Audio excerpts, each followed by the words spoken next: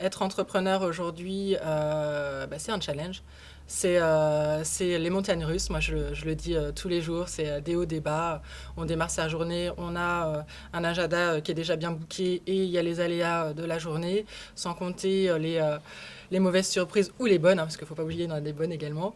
Mais oui, c'est primordial d'être bien entouré. Moi, je fais partie de plusieurs réseaux, à la fois professionnels, mais aussi avec mes confrères et consoeurs qui gèrent des espaces de coworking.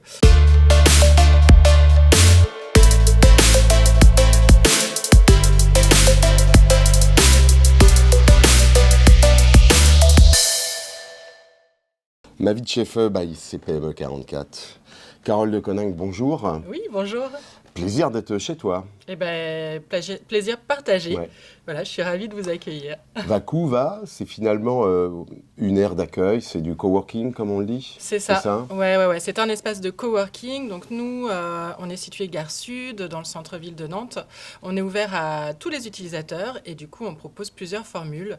Des formules 100% nomades pour les gens qui voudraient venir de manière très occasionnelle travailler à l'heure, journée, demi-journée dans un espace, donc plutôt en open space. Et puis des formules un peu plus casanières, donc en résidence, pour les travailleurs et les professionnels qui ont besoin d'un lieu de travail plutôt central, et ce, de manière mensualisée ou annualisée. Alors Carole, tu vois, je suis je suis sûr que tout de suite on va savoir tout ce qu'il faut. On voit le côté commercial. Justement, quand tu as créé cet espace de coworking, quel était finalement ton parcours initial? Tu t'es porté vers cette notion de service par idéal ou également par vocation commerciale? Alors, ça n'a pas été si intuitif que ça, Ouais. même si quand on me pose la question, finalement, je m'aperçois que j'ai toujours eu cette envie de, un jour, à la fois me lancer dans l'aventure entrepreneuriale et puis surtout cette appétence pour ce que tu disais, le sens du service. Moi, je suis de formation en économie-gestion d'entreprise.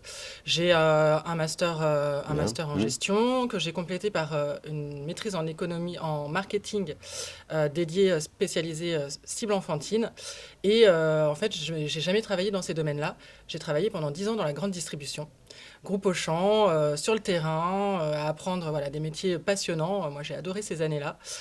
Et donc, grande distrie, sens du commerce, sens du client. Voilà, le terrain, c'est quelque chose qui m'a passionné.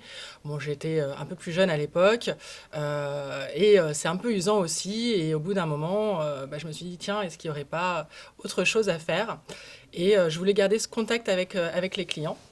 Il se trouve que quand j'ai quitté le monde de la grande distrie, je venais d'être maman, deux jumeaux qui plus est, donc voilà, avec un beau challenge Oh. à, à assurer. Et puis je me suis dit, bah tiens, est-ce que ce challenge déjà de devenir maman, je le compléterai pas par un challenge de me lancer dans l'aventure entrepreneuriale? Et c'est comme ça qu'est venue cette idée de me lancer dans Le déclic. voilà, le déclic et l'idée d'ouvrir un espace de coworking. Enfin, c'est venu un petit peu plus... On imagine qu'avec finalement l'ensemble des diplômes, le parcours également professionnel, 10 ans dans la grande distribution, ça donne quand même du Ça sens. aide.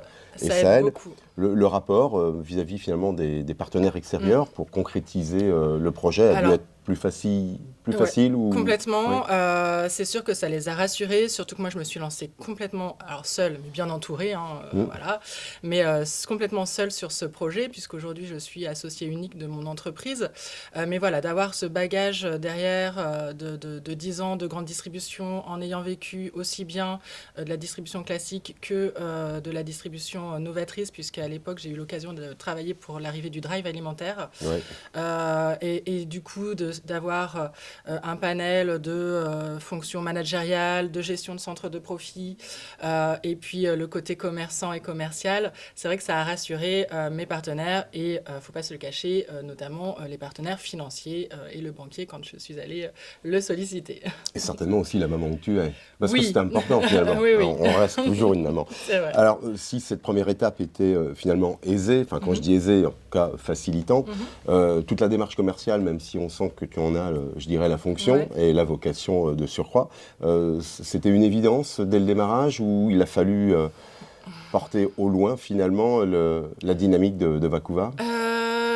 Ça n'a pas été si facile que ça, puisque donc moi j'ai ouvert en juin 2017, donc finalement c'était encore nouveau le coworking, et je Mm. trouve que ça l'est encore un peu, même si, alors avec le contexte qu'on vient de traverser, etc., on en entend encore plus parler, et puis c'est de plus en plus, je dirais, on a de plus en plus facilité et de trouver des espaces de coworking et du coup à en entendre parler dans la presse ou autre. Mais c'est vrai que finalement, quand moi j'ai ouvert, c'était peu connu. Et j'ai dû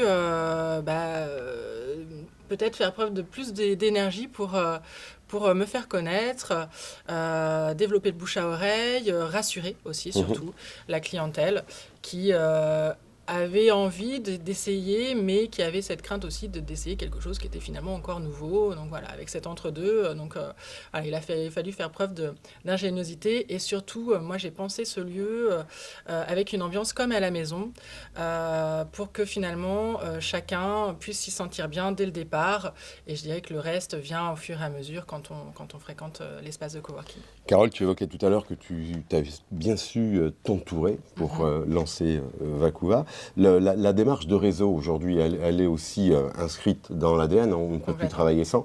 C'est une aisance aussi pour toi, c'est dans l'ADN C'est finalement de primordial. Vacuva. Ouais. C'est primordial. Être entrepreneur aujourd'hui, c'est un challenge.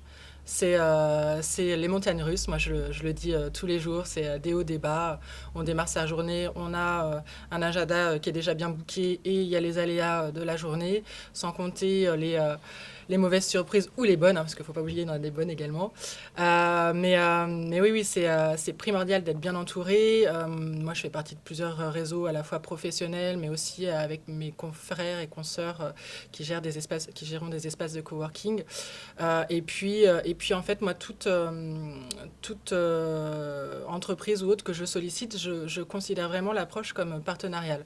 C'est que, voilà, par exemple, le banquier qui va me prêter de l'argent, moi, j'ai aussi un engagement envers lui de réussite de mon entreprise. Donc ça, c'est important qu'entrepreneur d'assurer ça et de garantir ce que j'ai annoncé lors du lancement de mon aventure entrepreneuriale. Donc c'est un vrai, c'est un vrai challenge. Et si on n'est pas entouré dans le quotidien aussi, dans la prise de décision, dans le partage, je pense que la réussite serait beaucoup plus compliquée. Les Américains disaient, ça circulait dans les écoles de commerce il y a quelques décennies. Il y avait trois axes. Il fallait d'abord l'emplacement, deux, l'emplacement, Et trois, trois, l'emplacement. l'emplacement. Je crois que tu as su répondre à Eh cette exigence. bien, ouais, ouais, c'est vrai que ça a été un des Mm. facteurs clés et aujourd'hui, c'est ce qui fait que j'ai de nombreux clients qui sont là, qui sont fidélisés et des nouveaux qui arrivent chaque jour. Et moi, c'est ce qui fait l'âme du lieu, c'est que voilà, on a des gens qui sont vraiment de passage, qui découvrent le lieu parce qu'on est proche de la gare Oui. et donc qui arrivent Du avec leurs bassin, de valises, voilà, l'Erdre. du bassin de l'Erdre et toute cette luminosité et cette ouverture vers la ville en fait qui est là. C'est aussi un axe passant parce Bien que sûr. voilà, toutes les personnes qui vont vers le centre-ville, vers la gare, passent devant Vacuva. On a une belle façade linéaire et du coup, ça génère aussi des conforts en termes d'aménagement, c'est-à-dire qu'on a tout. On a des parkings, on a les transports en commun, on est très facilement de retour à pied ou autre dans le centre ou sur la périphérie et chez soi. Donc voilà, il y a vraiment ce caractère à la fois d'emplacement pour l'accessibilité, mais aussi en termes pour faciliter l'accès à mes utilisateurs. Donc ça, c'est un facteur indispensable. On le voit finalement à l'usage du quotidien, tu Mm. l'évoquais, c'est sûr qu'une chef d'entreprise doit se satisfaire à se Mhm. faire bousculer. On n'a pas des agendas, je dirais, cadrés, Non. c'est un fait. Euh, Qu'est-ce qui te semble être, toi, finalement, dans toute la démarche et la vie de l'entreprise, le plus important aujourd'hui dans cet équilibre entre finalement une vie professionnelle, mais aussi une vie Une personnelle? vie personnelle, ouais. Je dirais c'est ça, c'est cet Ouais, équilibre c'est entre vie l'équilibre. personnelle Ouais. et vie professionnelle. C'est vrai qu'on peut avoir, voilà, en tant que chef d'entreprise et quand on est femme, encore plus, même si ça change un peu quand même aujourd'hui, mais des contraintes, les enfants à aller chercher à l'école, à Ouais. amener à l'école, mais aussi l'espace de coworking à ouvrir ou à Mm. fermer.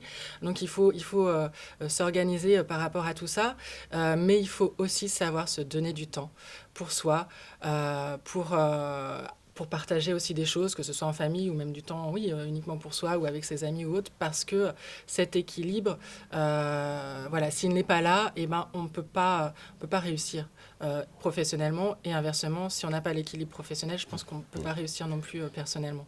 Tu fais partie de ceux qui certainement ne ramènent pas leur valise professionnelle à la maison? C'est Alors, bien ça? j'essaye de le faire le moins possible, mais c'est vrai que quand on a des temps commerciaux qui sont importants, là en ce Ouais. moment on est sur la fin d'année scolaire où pour nous, bah, il y a les vacances qui arrivent, les gens qui se disent tiens, peut-être que pour septembre je vais prendre une formule de coworking parce que ce sera bénéfique à mon travail. Donc là, nous, c'est une période un peu charnière et j'avoue que je ramène une petite valise de temps à autre à la maison. Mais j'essaye tant que possible de ne pas le faire, quitte à rentrer un peu plus tard du travail. Et quand j'arrive à la maison, je suis opérationnelle pour mes enfants, mon conjoint ou mon activité Exactement, voilà, de au plaisir. loisir. Qu'on comprenne la plage horaire lorsqu'on est dans le Mm. service des autres en Ouais. coworking. Il faut démarrer de bonne heure et peut-être finir tard. Il y a une équipe autour de toi? Oui, oui, Ouais. oui. Alors j'ai une équipe, j'ai un salarié à mes côtés Mhm. c'est ce qui me permet voilà, d'assurer une partie d'accueil client et moi de me positionner davantage en tant que chef d'entreprise et sur le pilotage, la santé financière et économique de Mhm. l'entreprise et réfléchir aussi au développement de l'espace de coworking et aux opportunités. Et puis donc la personne qui est à mes côtés au niveau de l'accueil, de la gestion du lieu, la disponibilité aussi auprès de nos coworkers, renseigner, accompagner et puis s'assurer que le lieu soit propre, voilà, convivial, chaleureux à tout instant. Alors justement, si on devait, en quelques mots, 3 ou 4 chacun ou qualificatifs, déterminer ce qu'est finalement une femme chef. En quelques mots, Pas une femme, facile, hein? ouais, ouais, Ouais. ouais.